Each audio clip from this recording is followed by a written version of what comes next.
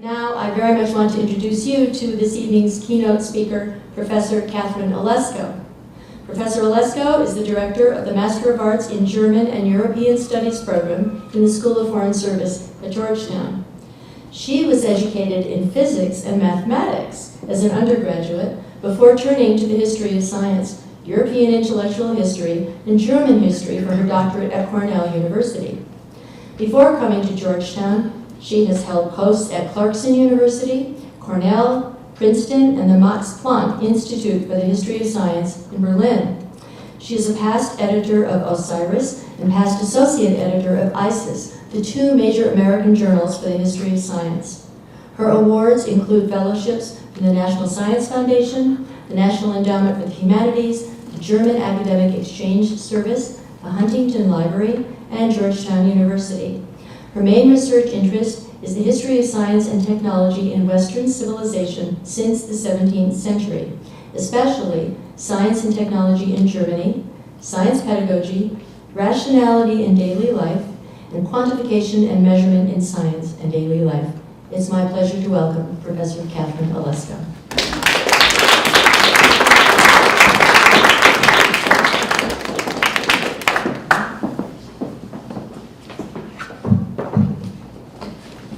It's my pleasure to be here this evening to speak to all of you on the Jesuits in science. My theme for tonight is Jesuit Foot Soldiers of Science. Now let's see if this works. A French proverb says, "It is better for a town to found a Jesuit college than to build highways or harbors." Founded in 1540 as an itinerant ministry, the Jesuit order nonetheless began 20 years later to establish permanent bases throughout Europe in the form of colleges. By 1630, the Jesuits had almost 500 of them, and by the dissolution of the order in 1773, over 800. In the Enlightenment, Jesuits were teaching 200,000 young boys and men a year. The order had commandeered teaching as its forte. Their course of liberal studies, prescribed by the Ratio Studiorum, took 8 years. It included a heavy dose of mathematics and Aristotelian teachings on the natural world.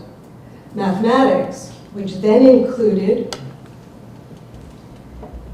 applied subjects like astronomy, geography, military technology, exact chronology, genomics for telling time or for mapping, navigation, and surveying, and all of these are instrument-based as you see here, played a central role in the curriculum. These subjects were needed by aristocrats going into the military or into government service, and by Jesuits embarking upon missions. Or how would they get there without mapping the earth? In addition to this utilitarian side of teaching, the Jesuits had to contend with the challenge to Aristotle that appeared in 1543, 3 years after the order was founded, Copernicus's heliocentric universe. The order's teaching mission thus took shape in an intellectual maelstrom. For a long time, we've been ambivalent about Jesuits in science in early modern Europe. We have a tendency to discredit them due to their opposition to Galileo, Cartesianism, atomism, and a host of other new things. Anti-Jesuit sentiments were strong, something I'm sure everybody here knows. We have a hard time finding truly exemplary Jesuit scientists, although there are a few luminaries. Christopher Clavius, Roger Boscovich, Christoph Scheiner, Honoré Fabre, among others. Within the order, too, publication of novel results was the exception rather than the norm, so we come up short. Not empty, but short, using customary historiographical strategies when trying to understand exactly what Jesuits in science means. Officially committed to understanding Aristotle and St. Thomas, the Jesuits seem to have had an intellectual profile inimical to the practice of early modern science, especially in its experimental forms. But to understand the Jesuits in science, we may be asking the wrong historical question. It's not what they did in science, although there are respectable scientific accomplishments. It's what they did for science as it was then emerging. They were not mere pedagogues in an age when everything in science seemed to be new. They were the critics, the assimilators, the compilers of information that otherwise would have been haphazardly strewn around. And they had a large audience to whom they could preach the new knowledge. Recent scholarship on science pedagogy has amply demonstrated that science as an intellectual and cultural activity simply cannot be sustained without institutionalized means for transmitting it and for cultivating practitioners. This view can, with profit, apply to the Jesuits. When we ask then what the Jesuits and science, about the Jesuits and science, we are really compelled to inquire how Jesuit teaching matured and sustained the nascent scientific community then taking shape, and how they managed to create a learned audience for science. It's my own belief that without the Jesuits, modern science would have taken a lot longer to become the social, cultural, and intellectual staple it had become by the end of the Enlightenment. The Jesuits were very much the foot soldiers of early modern science. They sent an army out into the field, trained with and in new intellectual tools, just as they were the shock troops of the Counter-Reformation who fought spiritual heresies on the ground.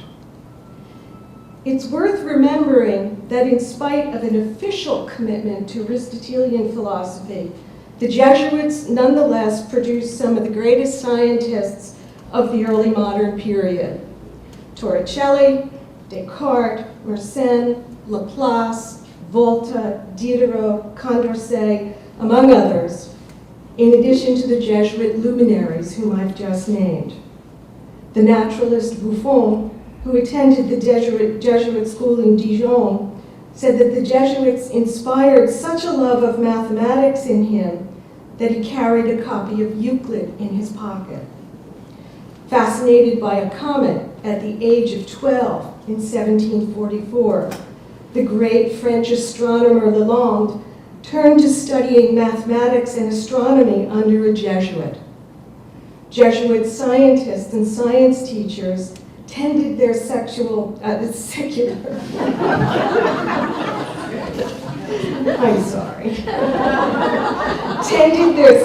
studies with a fervor, sometimes revealing that the calling to science preceded and was stronger than the calling to the order.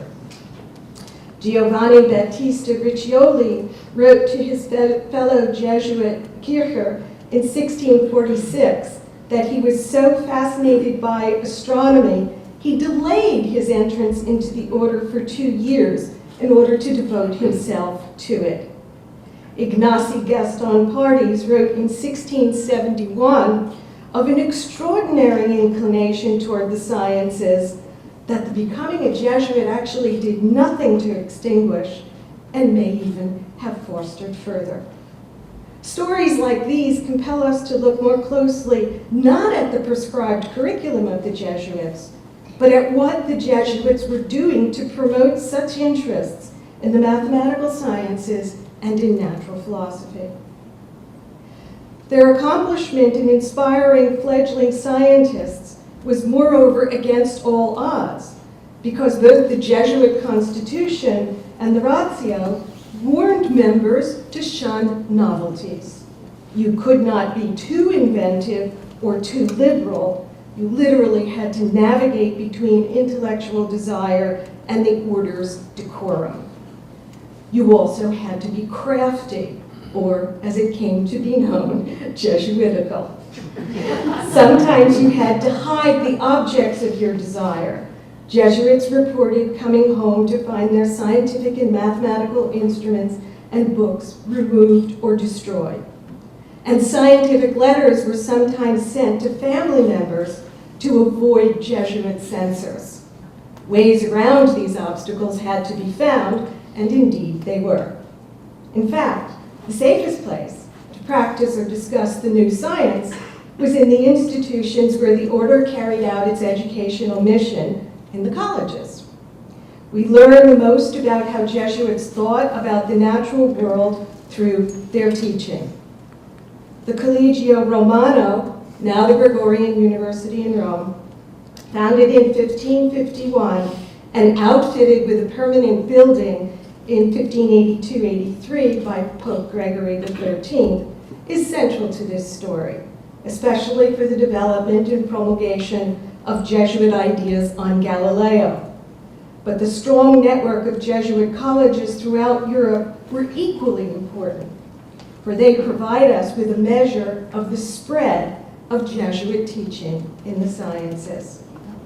To them, we can also add the Catholic universities of Europe, where Jesuits found positions.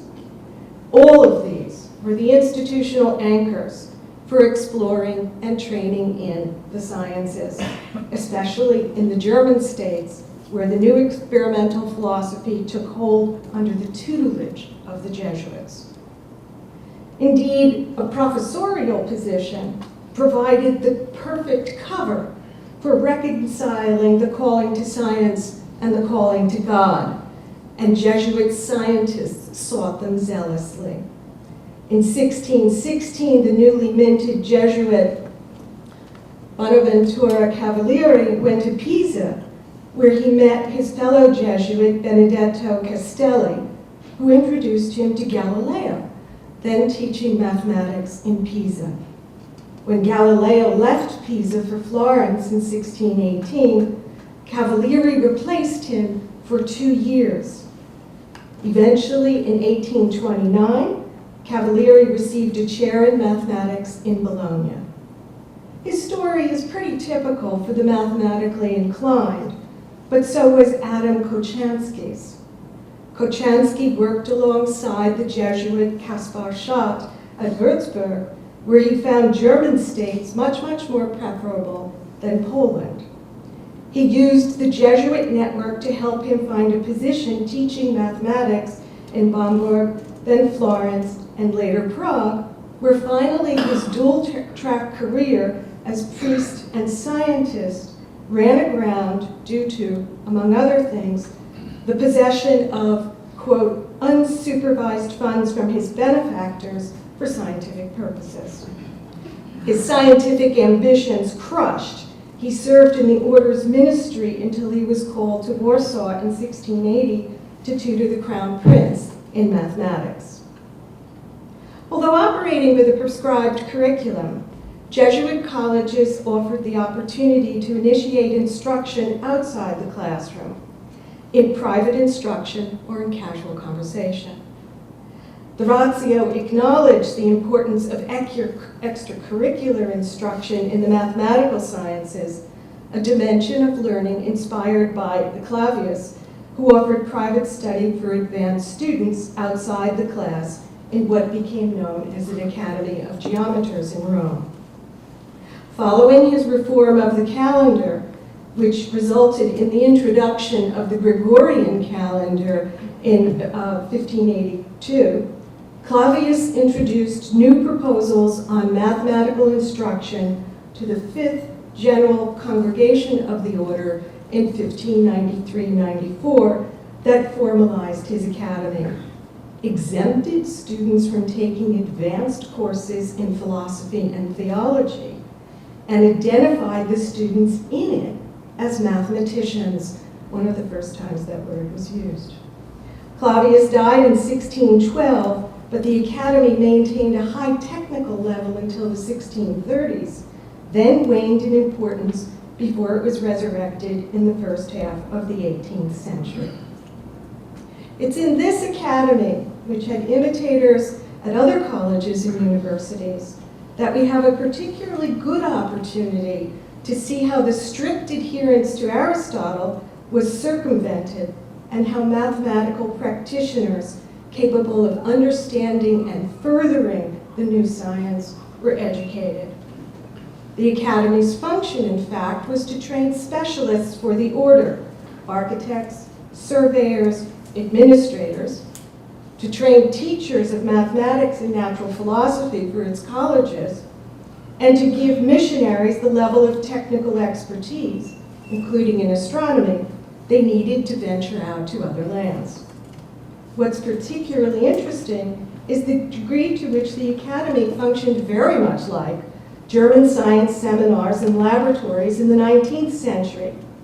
Clavius and other teachers lectured on topics at the cutting edge of natural philosophy that challenged Aristotle, such as the 1604 supernova, the 1607 comet, that was Halley's comet, and finally Galileo's observations in 1609-10, which contributed to the downfall of the Aristotelian way of viewing the universe.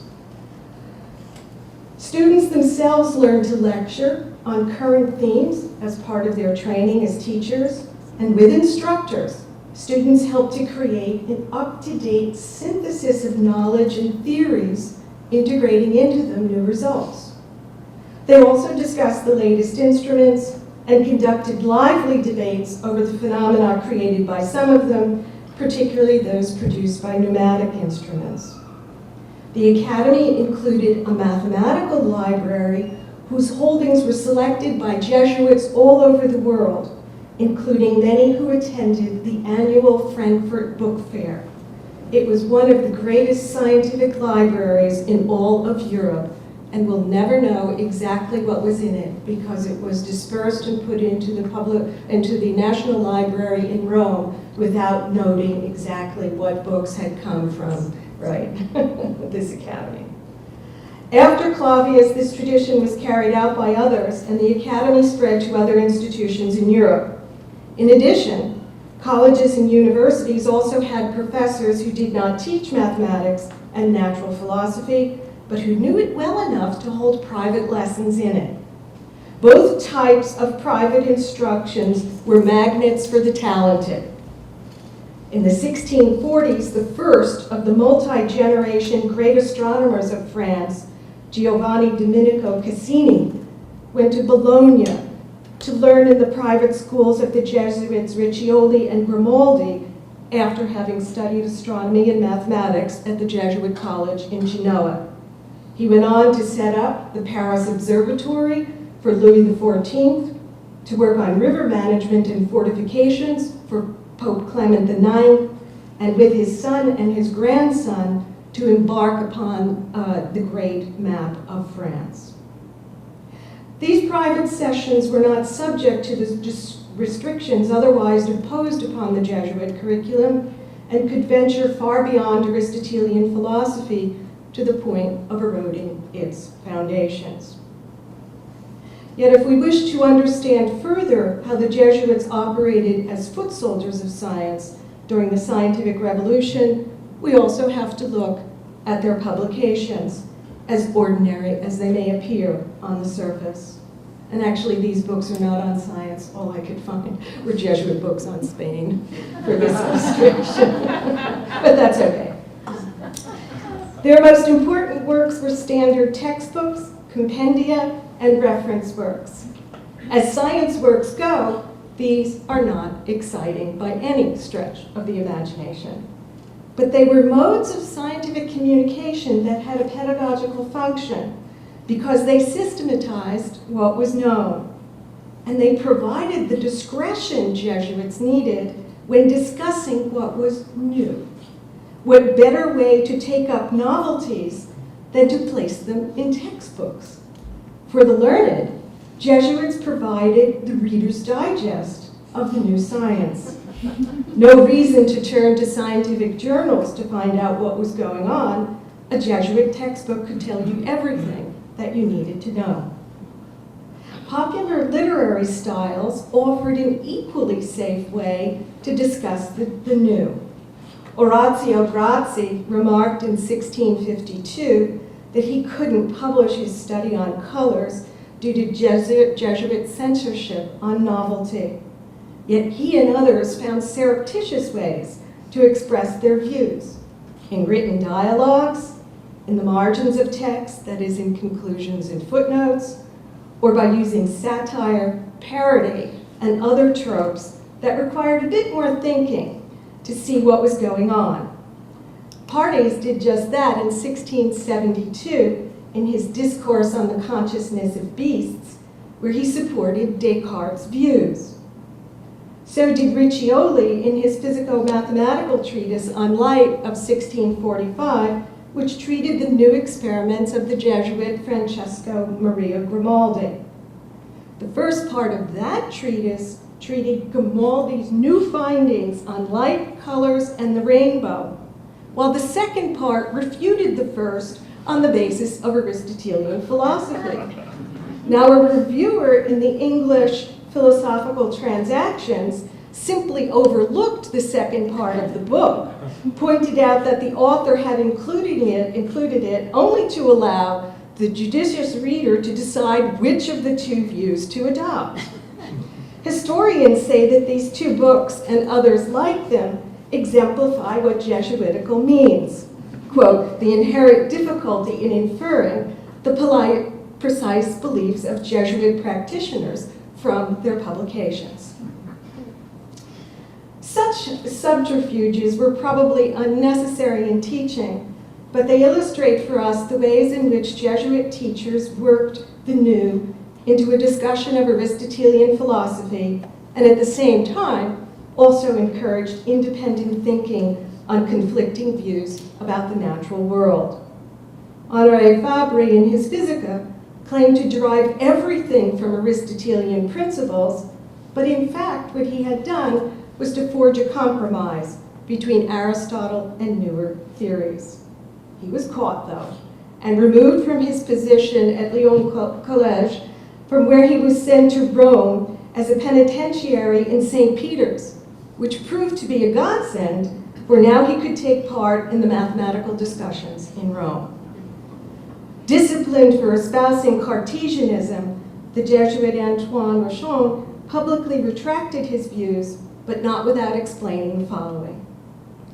He wrote, just as formerly God permitted the Hebrews to marry their captives after they had purified and washed from them the last traces of infidelity, so after having scrubbed and purified the philosophy of Descartes, I might indeed be able to embrace his opinions.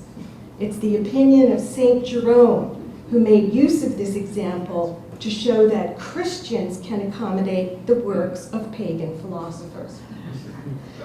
The double meanings of Jesuit writings on the hot topic of Copernicus were detected by the shrewd, such as the German philosopher Gottfried Wilhelm Leibniz, whose use of Jesuit equivocation on the matter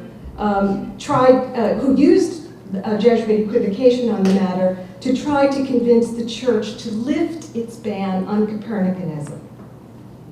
I think overall that we can conclude that the Jesuits made judicious use of their considerable literary skills in order to contribute to one of the greatest intellectual debates of their time by trying to reconcile official philosophical views with a growing weight of evidence that suggested Aristotle's views, including geocentrism, were simply wrong. By the time the order dissolved in 1773, Aristotelian philosophy had disappeared from the order's teaching. By then, Jesuit teachers, mathematicians, and natural philosophers had made considerable contributions to the mathematization of theories about the natural world and to techniques of experimentation, especially in the area of electricity, and had produced so many new ideas. Almost all of these contributions were made in and through pedagogical settings. Scholars have bemoaned the fact that despite Jesuit engagement in science teaching, there are few great revolutionary Jesuit scientists from the early modern period. Once again, I believe they're asking the wrong question. The question should be instead a counterfactual one. What would natural philosophy and the science that emerged from it have been like in the early modern period if the Jesuits had not existed? I dare say the conceptual configuration of the scientific revolution, that is, its mathematical form and its reliance upon experimentation, as well as the dissemination and assimilation of scientific ways of looking at the world, would simply not have been nearly as extensive or as well understood without the Jesuit community and its network of colleges. Yet we are only beginning to understand how and to what degree Jesuits contributed to a Catholic secular culture of science in early modern Europe. One conclusion, though, is clear.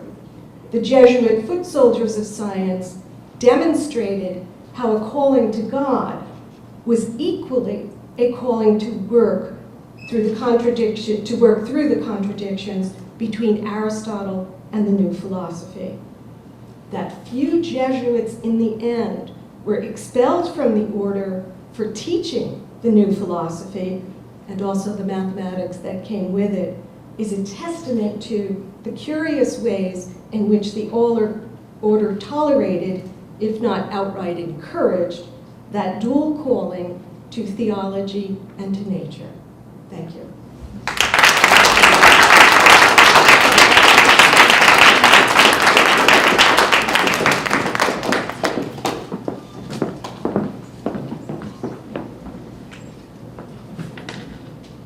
This was a fascinating study of the history of the Jesuits and science. It's brilliant. And I think the duality of the Jesuit approach is here today. Everything is on the table. We study everything there is to study, and it's a wonderful approach to pedagogy and education. Thank you, Kathy, for this wonderful talk. Please join me.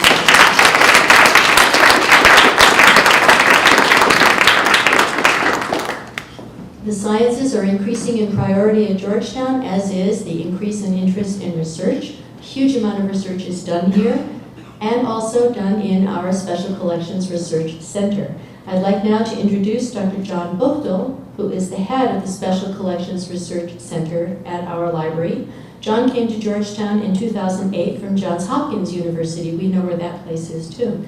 He holds a PhD in early modern English literature and serves on the faculty of the Rare Book School at the University of Virginia. John is going to talk about some of our Special Collections science holdings, including archives, rare books, art, and manuscripts, which provide a key research counterpoint to the hard data of laboratory work here. After he speaks, Bridget Burke, about whom you heard just a bit from Tom Wall, is also going to discuss the importance of special collections at Boston College. Welcome John first, and then Bridget.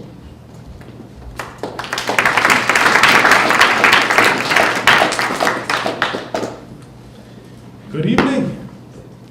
Thank you, Artemis. Thank you, Kathy, for that wonderful talk. And thank you, Tom and Bridget, for rejoining us tonight at Georgetown and for hosting us at Boston College for such a lovely evening last November. And thank you for this wonderful book, which we are delighted to add to our special collections. I'm going to talk for just a few minutes about the history of science and Jesuits at Georgetown. And there's the alternate title. It's not often that I have occasion when discussing rare books and manuscripts to remark that I grew up in Los Alamos, New Mexico, that most beautiful of atomic cities. Yes, I do glow in the dark. My father double majored in math and physics in college. Then after working a year with IBM, programming one of the first mainframe computers for the Air Force, he sensed a call to the ministry. The church he pastored in Los Alamos had a higher proportion of physics and engineering PhDs than you can shake a stick at. So, black sheep of the family though I may be, having frittered away both college and graduate school, studying that most unpragmatic discipline of English literature, surely I'm allowed to talk about matters of science and faith as something of a birthright, even though I am neither a scientist nor the son of a scientist. This evening, let me enter that confluence of science and faith through that third way, literature. Last November, right before our visit to Boston College, I spent several hours with Georgetown's former university librarian, Sue Martin. Sue collects science fiction, and she has agreed to donate her wonderful collection to Georgetown's Special Collections. Among the many award-winning sci-fi novels we discussed is one of my favorite books, Mary Doria Russell's The Sparrow. Russell is not herself Catholic, yet her portrayal of the Jesuit priest, Emilio Santos, on a first contact mission to a newly discovered alien planet is one of the most powerful and moving explorations of the problem of evil that I have ever encountered. Good read, check it out. Mary Doria Russell is not the first sci-fi writer to imagine Jesuits encountering aliens. Indeed, Jesuit scientists themselves were already hypothesizing such eventualities 200 years ago. One recent acquisition at Georgetown is a remarkable and very rare book, possibly the only copy in North America, by Jose Antonio Serrano, S.J., an astronomer working in Italy. Printed in 1813, Serrano's Popolazione di tutti gli astri argues that there must be life on other worlds. He bases his theory on observations by such noted astronomers as Herschel and Laplace. Serrano reasons that the Creator did not want anything in his creation to be superfluous. So, phenomena such as planetary rotation cannot be without function. Since rotation produces night and day, the planets must host life. For what else are night and day for than for creatures to be active and to sleep? Georgetown's Jesuits, too, had their eyes on the stars. It was only a few years after the publication of Serrano's little book that the Georgetown Observatory opened in 1844, one of the first fixed observatories in the United States. Major Jesuit astronomers who worked in the Georgetown Observatory include Angelo Secchi, the first to make systematic use of spectroscopy and stellar classification, the first astrophysicist to suggest that the solar core is in a gaseous state, and the first to use the word canals, canali, to describe the famous surface features of Mars. These striking chromolithographs in the Woodstock Theological Center Library, depicting solar flares, come from Secchi's 1877 treatise on the sun. And they're gorgeous. Special Collections still has much of the Georgetown Observatory's working book collection, as well as related materials in the university archives, such as these observations recorded in 1846. One of our copies of Isaac Newton's groundbreaking Principia Mathematica can be documented not only as having been part of the original Georgetown College Library, it is listed in our earliest handwritten library inventory dating from 1831. But at some point it seems also to have been part of the Georgetown Observatory's working book collection.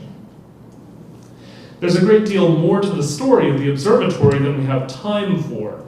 We'll have to settle for merely mentioning, for instance, Francis Tondorf, S.J., and the Georgetown Seismological Observatory established in 1910. Oh, if only Father Tondorf could have witnessed this past August's earthquake that so shook Washington.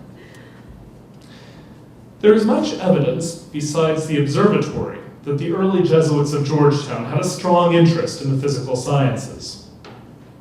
The minutes of the first meeting of the directors in 1797 mentions the sciences as part of the core curriculum. And it appears that a bequest to the library from Georgetown's founder, Archbishop John Carroll, was specifically used for the purchase of current, including expensive, scientific books, such as a subscription to Alexander Wilson's American Ornithology, the most significant work on North American birds before Audubon. There's Georgetown College in the subscription list. It's right across from Thomas Jefferson, and it's 4 entries below the Library of Congress. There are a few other colleges in the subscription list. Yes, Columbia and Dartmouth, but not Harvard, not Yale. Georgetown, of course, has many other rare scientific works that were studied or written by Jesuit scientists. Our first official librarian was Professor of Mathematics and Natural Philosophy, i.e. Physics, Thomas C. Levins. Expelled from the Society of Jesus for insubordination in 1825, Levins became a remarkable book collector, emphasizing both Jesuit and anti-Jesuit books. After his death in 1843, Georgetown acquired his book collection, including scientific treatises by Jesuits like Gaspar Schott and the great polymath Athanasius Kircher. This is the title page to Kircher's catalog of his Wunderkammer, his Cabinet of Curiosity. And this beautiful engraving from that wonderful book reminds us that Jesuits had the capability of doing illustrated lectures like this one hundreds of years before PowerPoint and digital projectors. That's Kircher's Magic Lantern. Many of the books I've mentioned tonight recently featured in a class on science and faith led by David Collins, S.J. Like many of our peer institutions, Special Collections at Georgetown actively seeks to make rare materials directly available to students so that they may have a tangible, first-hand experience of history while also learning archival and bibliographical skills and research. Special Collections is the primary source laboratory for the historical humanities, including the history of science. In Father Collins's class, we examined the Editio Princeps, the first printed edition of Euclid's Elements of Geometry, 1482. Works by Jesuits like Kircher and Scheiner. And we looked not only at Newton's Principia, but also at Newton's 1733 Observations upon the Prophecies of Daniel and the Apocalypse of St. John. Special Collections continues to collect in these areas. Thanks to the efforts of our curators, Georgetown students and researchers alike can explore not only antiquarian materials such as these, but also collections with a more contemporary focus.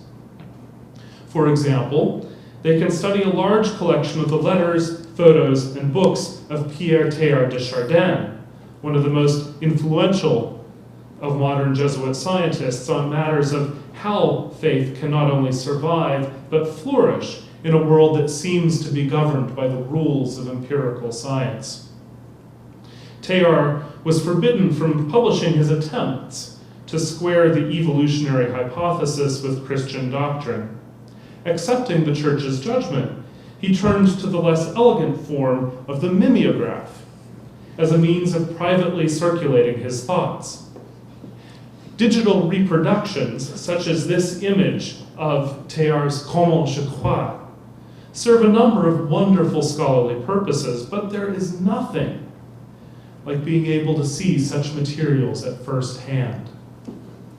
One cannot fully appreciate Teilhard's accomplishments without having seen his mimeographs. Among the things we are actively teaching our students are some of the important empirical reasons for consulting originals, as well as looking at pictures of them on their iPhones.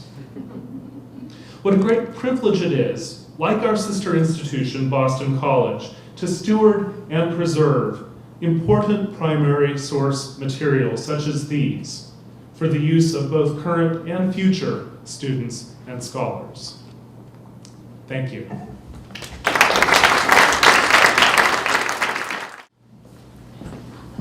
So you keep hearing my name. I'm Bridget. Truly we stand on the shoulders of giants, right? That's Newton for you. And so I'm last, and I have the most people to thank, but of course course, thank you, Artemis and John, for hosting us this evening. It's a wonderful mirror of our event in November in Boston. So delighted to be here.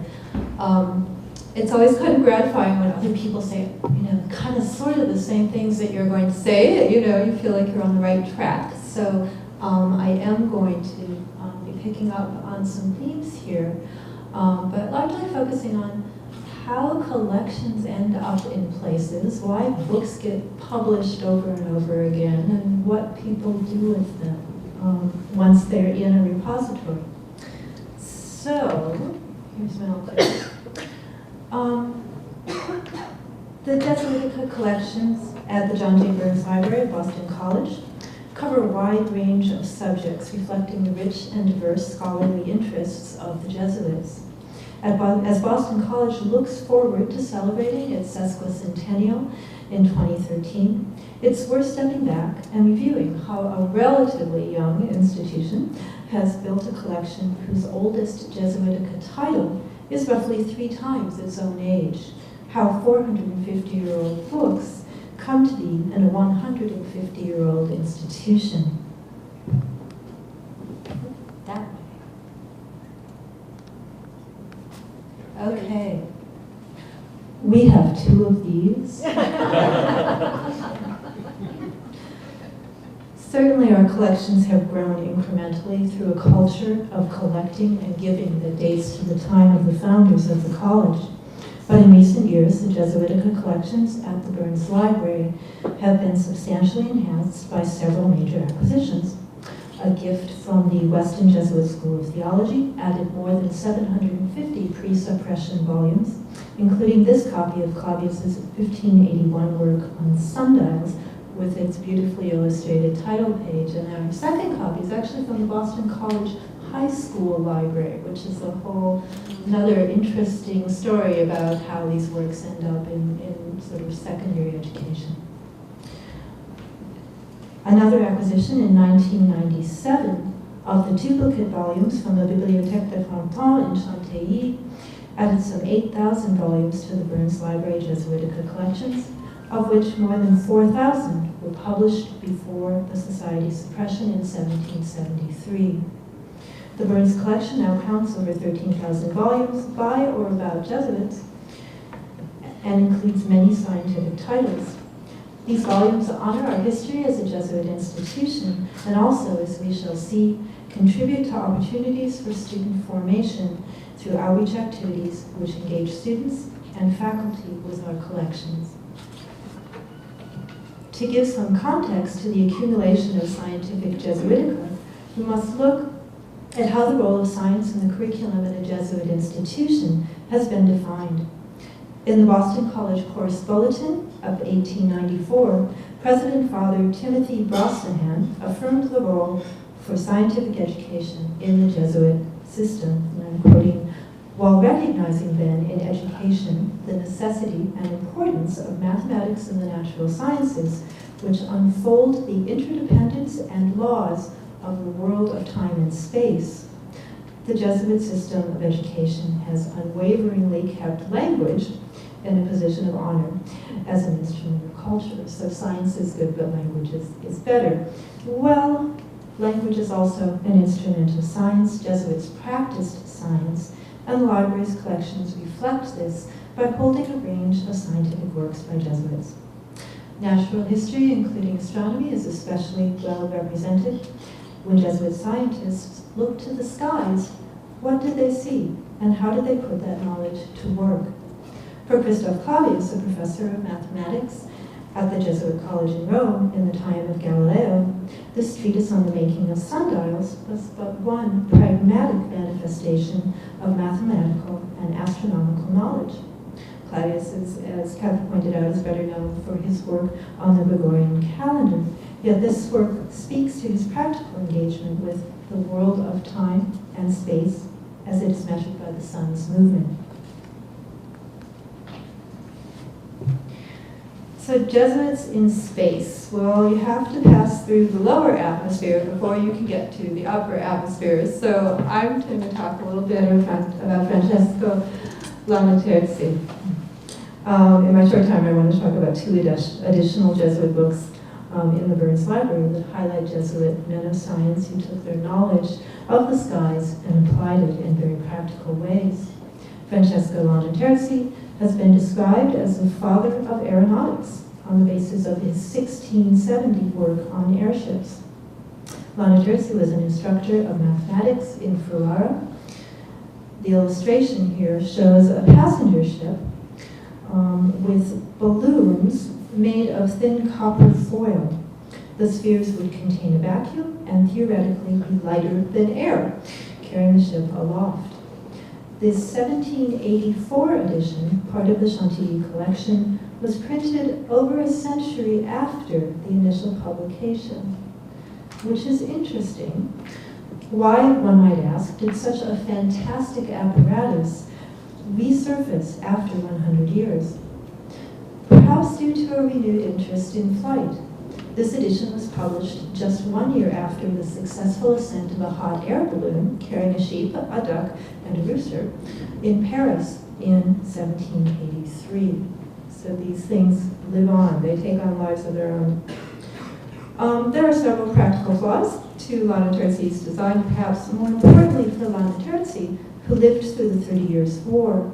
The notion of man ascending to the skies raised moral questions about the capacity of invention to do more harm than good. He wrote, "God will never allow that such a machine be built. No city would be safe from raids. Iron weights, fireballs, and bombs could be hurled from a great height."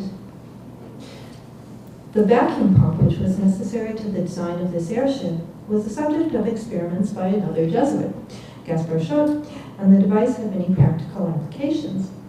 Why did Lanterzi choose to write about fantastical airships? So this is a movable book. It's kind of hard to see, but on the left hand you see a dial that in fact can move the string. Not all popular Jesuit science in the vernacular lean towards the fantastic.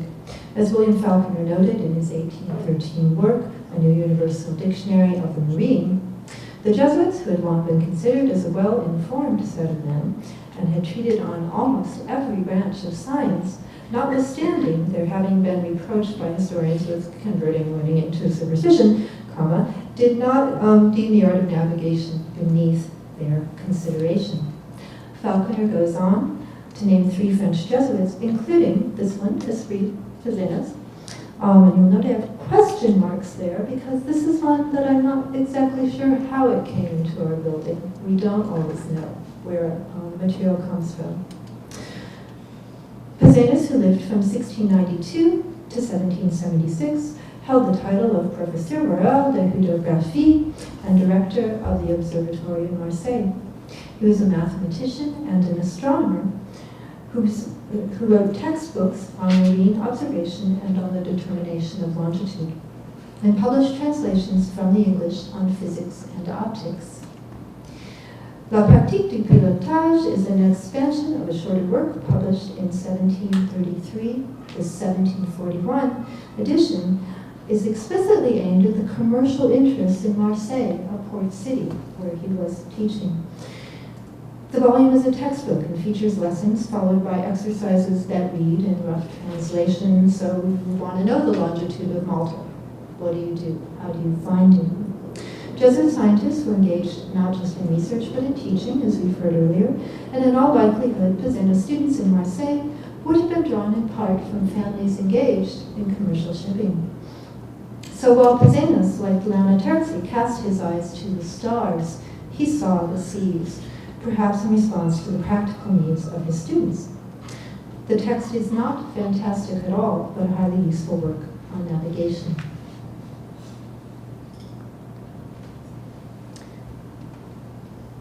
So how do we get our students to see these works with new eyes? How do we use collections to engage with students and faculty? One example is a recent collaboration with Father Jeremy Clark, who's in our history department, on the exhibit Binding Friendship, Ricci, China, and Jesuit Cultural Learnings.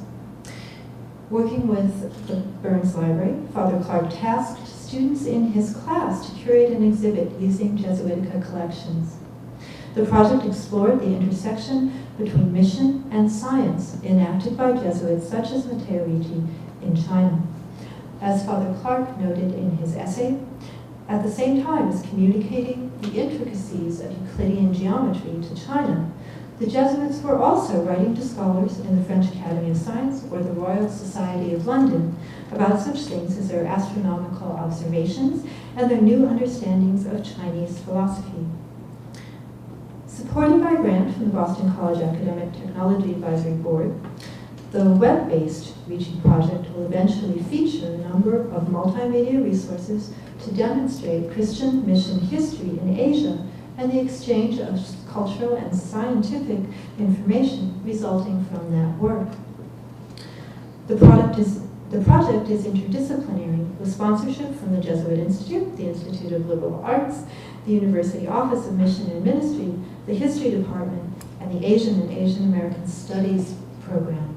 So a lot of people, those are the people we want to know about our collections, right? When you think about having real engagement on campus. The library's role as repository, as a learning space, and as exhibit venue was crucial to the success of the first stage of the project, and our conservation and digitization of a dozen or more titles relating to Jesuit science and mission in China will feed directly into the web-based version. Like some Jesuit scientists, we in special collections are challenged at times to take the arcane, in this case scientific Jesuitica, and make it appealing and approachable for the novice. The Ricci project tested our commitment to the idea of getting collections into the hands of students. It was a challenge to balance preservation and security with the unbridled enthusiasm of student curators. But the project was a success, and it demonstrated in a very tangible way that the Burns Library welcomes collaboration and that our engagement with faculty and our participation in the curriculum will pay off. We will see students connect with our collections. By doing this, by engaging with the curriculum and through an active exhibits program and an active instruction program, we can explore the stories behind these leather-bound tomes and reach out to connect students, faculty, and alumni with our rich collections. Thank you.